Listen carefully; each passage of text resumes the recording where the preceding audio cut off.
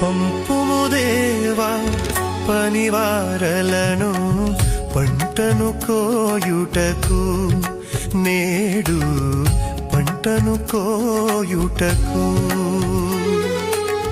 పంపుము దేవా పనివారలను పంటను కోయుటకు, నేడు పంటను కోయుటకు. కొంతమందియే శ్రమ పడుచుండగా చింతయలేని క్రైస్తవులందరిన్